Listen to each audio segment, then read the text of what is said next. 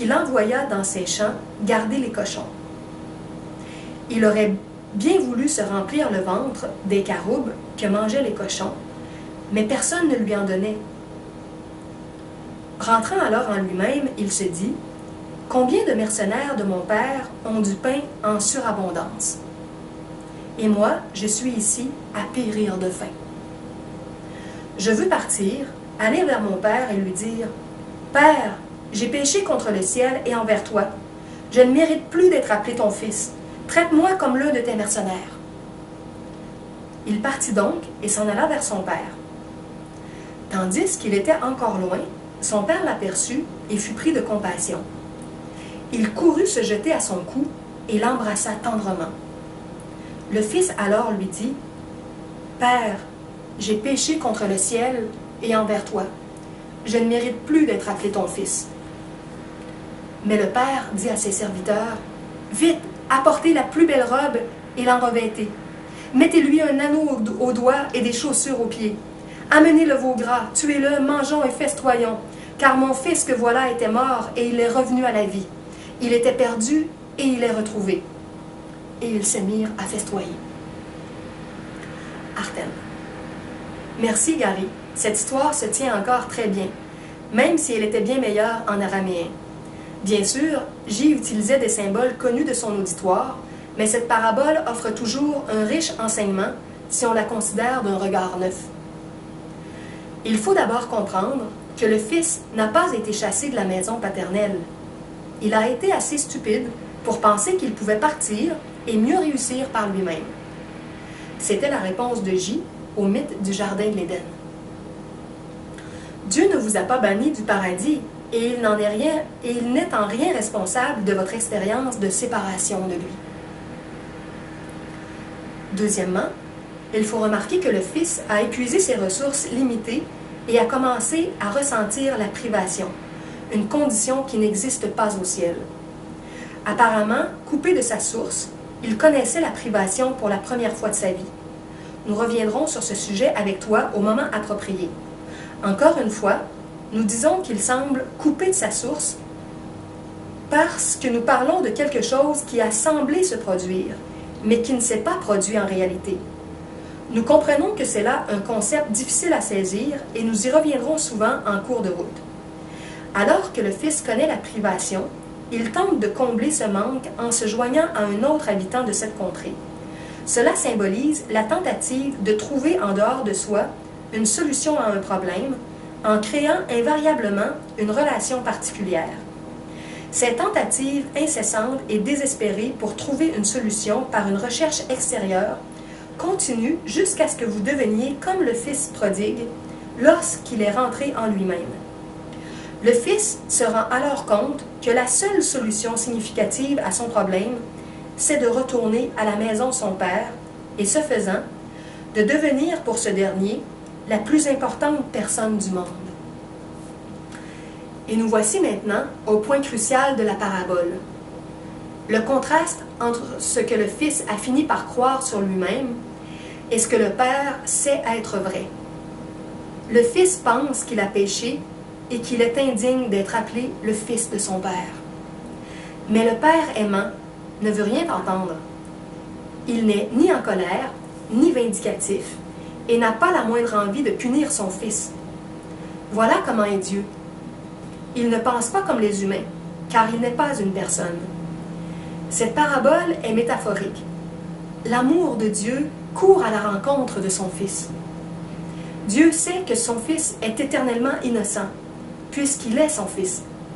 Rien de ce qui semble arriver ne peut changer cela. Le Fils prodigue revient maintenant à la vie. Il n'est plus perdu dans des rêves de privation, de destruction et de mort. C'est le temps de festoyer. Gary. Tout ce que vous dites a beaucoup de sens, mais j'ai des réserves. D'abord, le fait que ce soit le Fils prodigue et non Dieu qui soit responsable de tout l'univers. Le monde, la nature et le corps humain m'émerveillent. Je ne suis pas un optimiste forcené, mais la beauté, l'ordre et la complexité de l'univers me semblent porter la marque de Dieu. Ensuite, si je disais à quelqu'un que Dieu n'a pas créé le monde, Je pense que ça aurait le même effet qu'un pet dans un ascenseur rempli de passagers. Arten. Parlons d'abord de ce pet. La vérité, c'est que tu n'as pas à dire quoi que ce soit à quiconque. Il te serait tout à fait possible de pratiquer le genre de spiritualité dont nous parlons sans que personne le sache. Tout se passera entre toi et le Saint-Esprit, ou J, si tu préfères. La seule différence entre le Saint-Esprit et J, c'est que l'un est abstrait et l'autre spécifique. Ils sont toutefois identiques et c'est avec eux que tu travailleras dans ton mental. Il ne s'agit pas d'essayer de sauver un monde qui, de toute façon, n'existe pas réellement. Tu sauveras le monde en te concentrant sur tes propres leçons de pardon. Si tout le monde se concentrait sur ses propres leçons au lieu de le faire sur celles des autres, le Fils prodigue collectif serait de retour chez lui dans le temps de le dire. Dans le temps, cela n'arrivera pas avant la fin, mais nous parlerons aussi du temps et tu verras que rien dans cet univers n'est ce qu'il semble être. En tout cas, tu n'as pas à attendre. Le temps t'appartient, mais seulement si tu consens à épouser le système de pensée du Saint-Esprit plutôt que d'essayer d'entraîner la planète dans une course éperdue. Le monde n'a pas besoin de nouveau Moïse et J n'a jamais voulu fonder une religion. Maintenant, comme jadis, le monde n'a pas plus besoin d'une autre religion que d'un plus grand trou dans la couche d'ozone. J fut l'ultime disciple en ce sens qu'il a fini par n'écouter que le Saint-Esprit. Oui, il a partagé son expérience avec nous, mais il savait que nous ne pouvions pas tout comprendre et qu'un jour nous apprendrions tout comme lui. Quant à la prétendue beauté et complexité de l'univers, c'est comme si tu peignais un tableau sur une mauvaise toile avec une peinture d'une mauvaise qualité et que le tableau terminé, la peinture commençait aussitôt à se craqueler et l'image à se détériorer. Le corps humain semble une merveilleuse réalisation jusqu'à ce que l'une de ses parties se mette à mal fonctionner. Je n'ai pas besoin de te dire à quoi ressemblaient tes parents juste avant la fin de leur vie terrestre. Gary, je vous serais reconnaissant de ne pas me le rappeler. Arten, il n'y a rien dans votre univers qui ne finisse pas par se détériorer et mourir, et rien ne semble pouvoir y vivre sans que quelque chose d'autre meure. Votre monde est assez impressionnant à voir jusqu'à ce que vous le regardiez vraiment. Mais vous ne voulez pas le voir vraiment. Et pas seulement parce que l'image n'est pas très jolie, mais aussi parce que ce monde recouvre un système de pensée inconscient qui gouverne votre vie. Tu devras donc nous accorder ton attention pendant un petit moment afin que nous puissions t'expliquer certaines choses qui te permettront de saisir l'idée générale. Gary, je peux bien vous laisser parler autant que vous le désirez, mais il ne faudra pas m'en vouloir d'être sceptique. Mon cousin, qui est pasteur, dirait sans hésiter que vous êtes des témoins de Satan et non de Dieu. Pour ça, c'est fort probable. J fut souvent accusé de blasphème. C'est même dans la Bible. Tu peux être certain que s'il vivait aujourd'hui, on l'en accuserait encore, à commencer par les chrétiens. Ne t'imagine pas que nous craignons plus que lui l'hérésie ou le blasphème. Tu dois t'attendre à de l'honnêteté et à de la franchise de notre part. Il y a des gens qu'il faut traiter délicatement et d'autres qui peuvent supporter l'assommoir, tout comme dans l'entraînement zen. Nous aimons bien tirer les gens de leur torpeur. Nous n'avons cure de ce que tu penseras de nous. Nous sommes des instructeurs libres et non des politiciens. Nous ne te caresserons pas dans le sens du poil pour que tu nous aimes au lieu d'apprendre. Ton approbation de notre discours n'est pas requise. Nous n'avons aucun besoin d'être populaires. Nous n'avons aucun intérêt à manipuler le langage afin de faire paraître à notre avantage une histoire racontée par un idiot. Nous sommes en paix, mais notre message sera ferme. Nous clarifierons les principes spirituels plutôt que d'en offrir des substituts. Nos paroles sont simplement des supports d'apprentissage.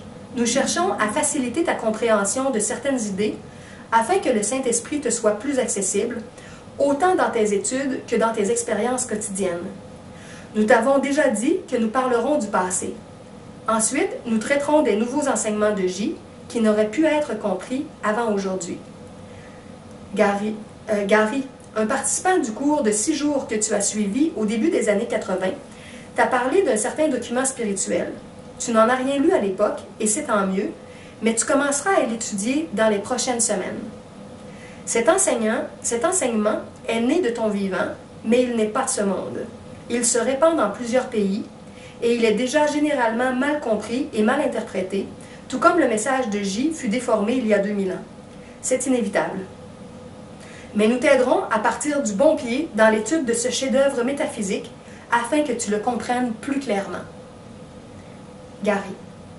Je suis content que vous sachiez tout, y compris mon avenir, mais je vais décider moi-même de ce que j'étudierai et du moment où je le ferai. J'ai toujours pensé que Jésus était assez sympa et vous parlez beaucoup de lui. Mes amis du Nouvel Âge ne le mentionnent pas très souvent.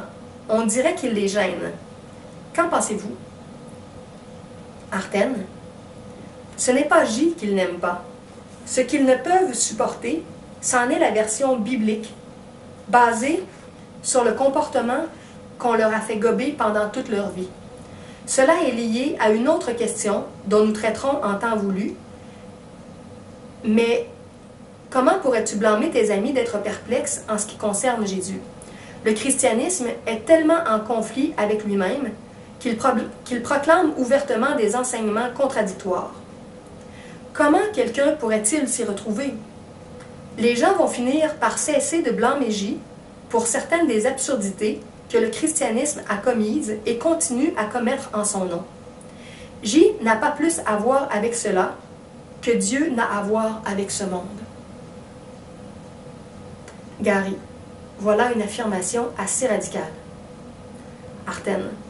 Oh, et ce n'est que le début. Dans les dernières décennies, ont été publiés plusieurs livres prétendument non conventionnels qui ont connu une grande popularité et qui, comme toutes les grandes religions du monde, ont été présentés comme venant directement de Dieu ou du Saint-Esprit, alors que leurs enseignements ne reflètent en réalité qu'une conscience spirituelle très ordinaire. Tout bien considéré, le dualisme que nous définirons lors de nos prochaines visites est le mode de pensée du monde entier, même chez les gens qui suivent une voie spirituelle non dualiste.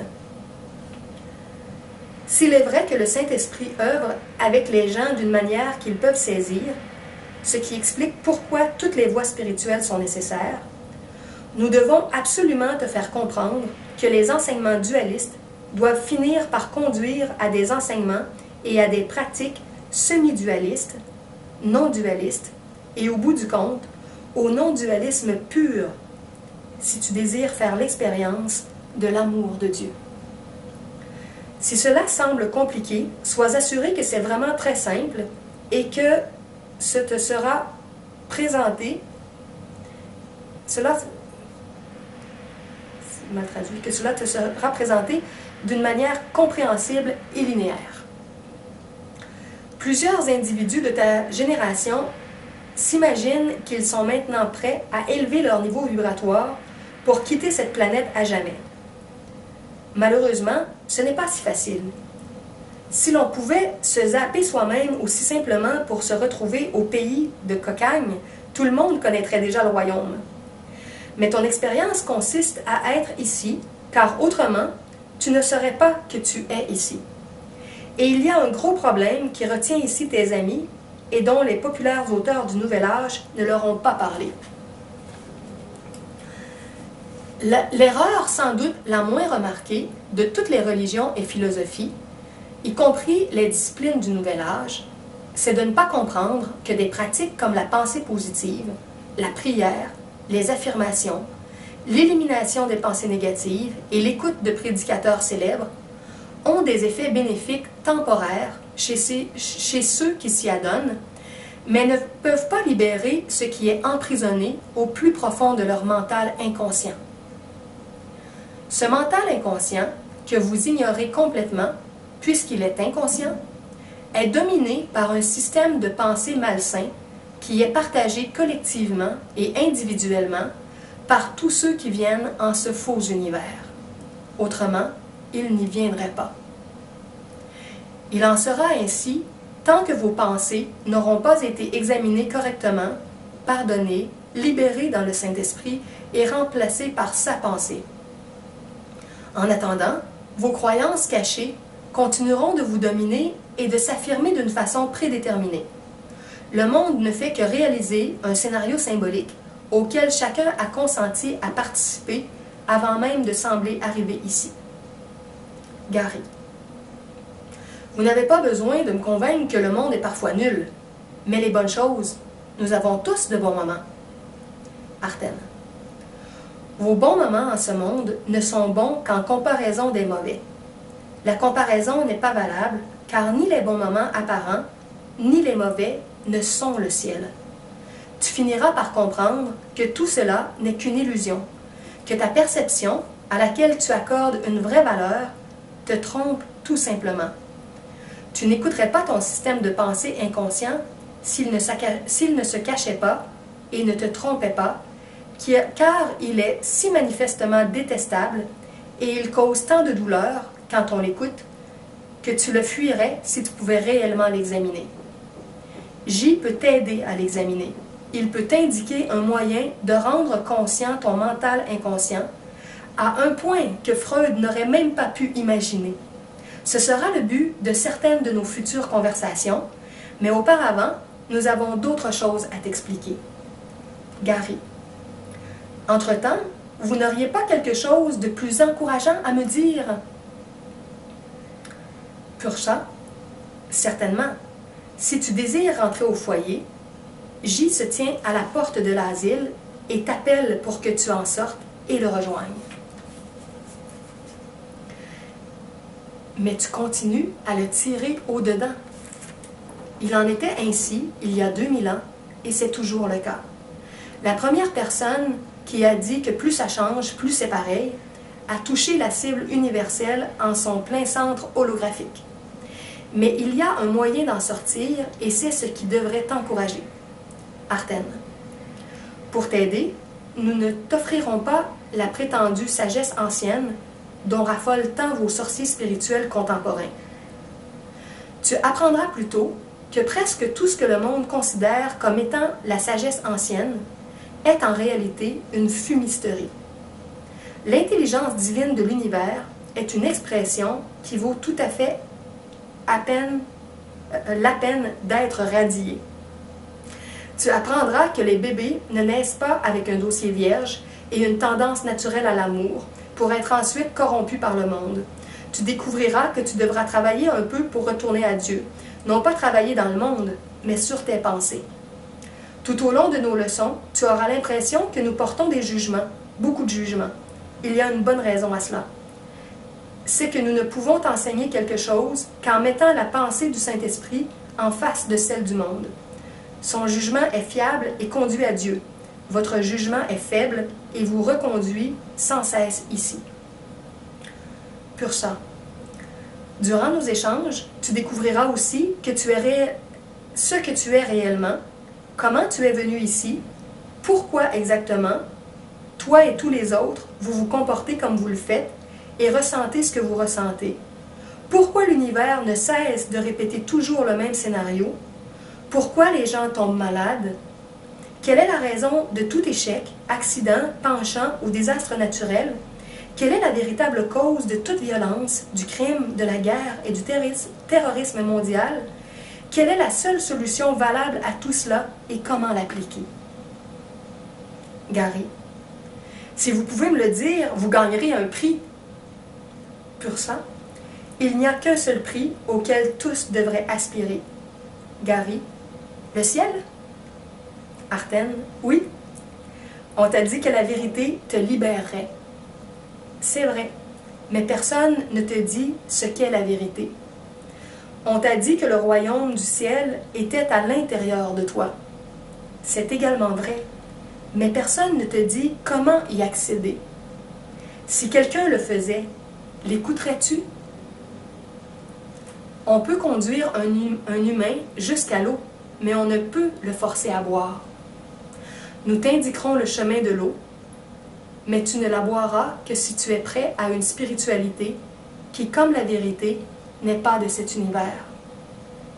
L'une des différences fondamentales entre les enseignements de J et ceux du monde, c'est que ces derniers sont le produit d'un mental inconscient divisé. Il en résulte inévitablement le compromis duquel résulte nécessairement l'absence de vérité. Tu ne trouveras pas de compromis avec nous et tu n'aimeras pas toujours cela, peu importe. Si nous te donnions tout ce que tu crois désirer, tu chercherais quelque chose d'autre un mois plus tard.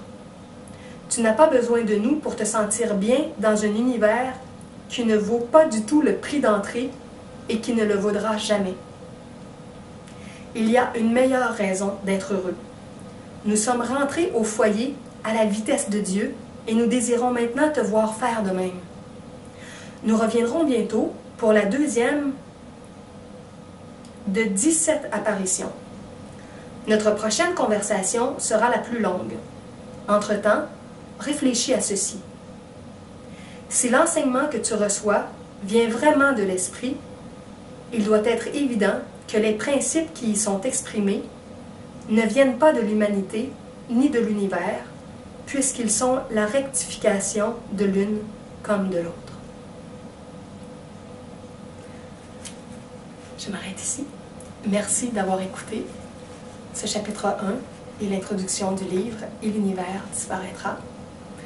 Et dans une prochaine vidéo, je continuerai avec le chapitre 2, le J intérieur.